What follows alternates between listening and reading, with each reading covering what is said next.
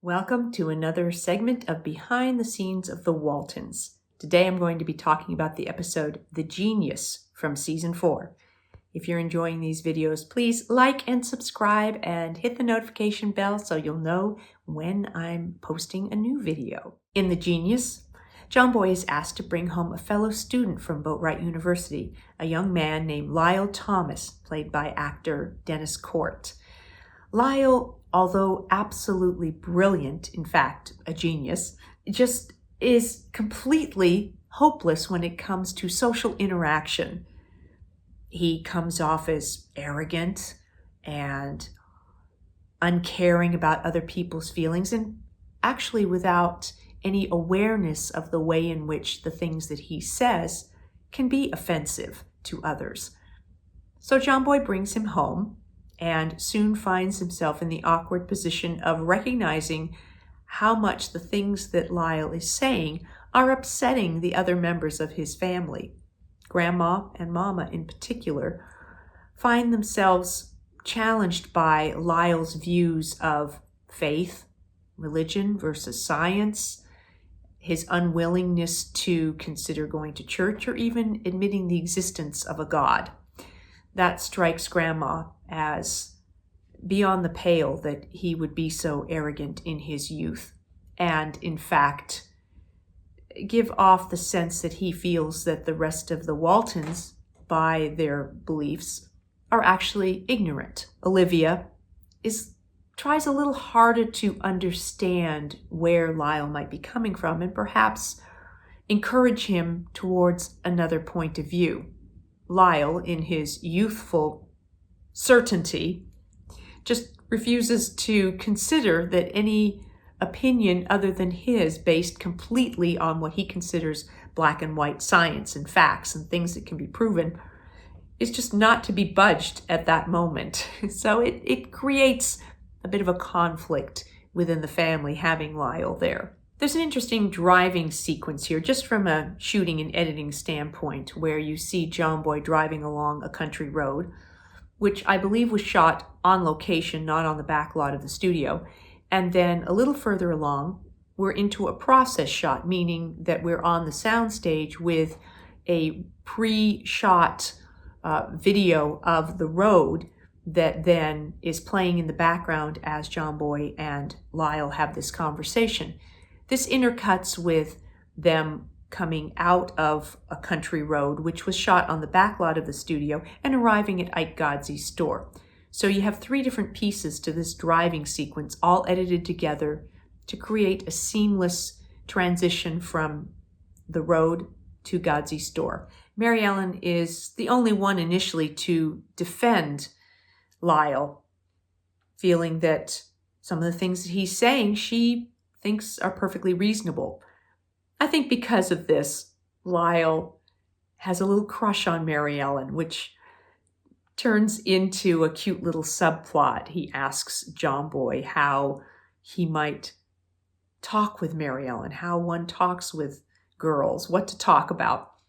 And then when John Boy's talking with Grandpa, they do a lovely setup here in this shot where John Boy and Grandpa are in the foreground, and in the background, you see me, Mary Ellen, gardening.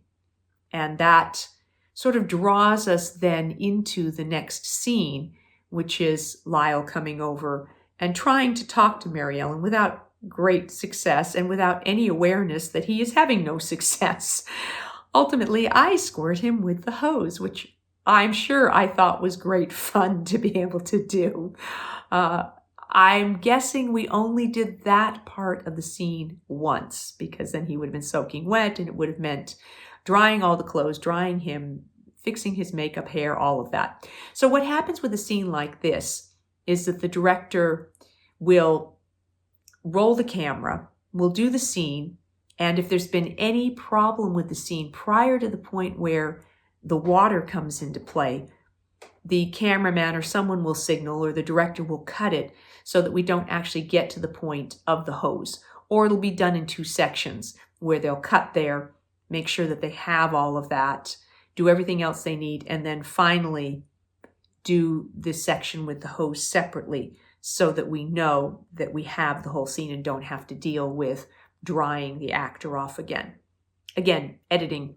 After the scene in the garden, it goes back to John Boy and Grandpa. So the director did a wonderful job of linking these three scenes together. So there was a sense of the entire scope of the yard and what was going on. Shortly after that, when Lyle leaves, he's wet, he's going to run into the house. He encounters Grandma and goes a different direction, moves over towards the back porch where Erin, who is trying to put together her Joan of Arc play, is really trying to rehearse with the rest of her siblings who were being very uncooperative. So again, there's a wonderful scope to this scene where from one angle you can see Lyle and Grandma and you can see Mary Ellen still in the garden. And then as it moves to the other side, you still see the front porch and you see the kids at the back porch. So all of these flowed together really well, which I love the continuity of that. It keeps it from feeling like a bunch of choppy pieces. That's just good directing. Sometimes for a scene like at the bazaar, we needed extra people. So in this case, several of our siblings came to help fill out the space. In this case, you see Eric's brother Dana riding Blue.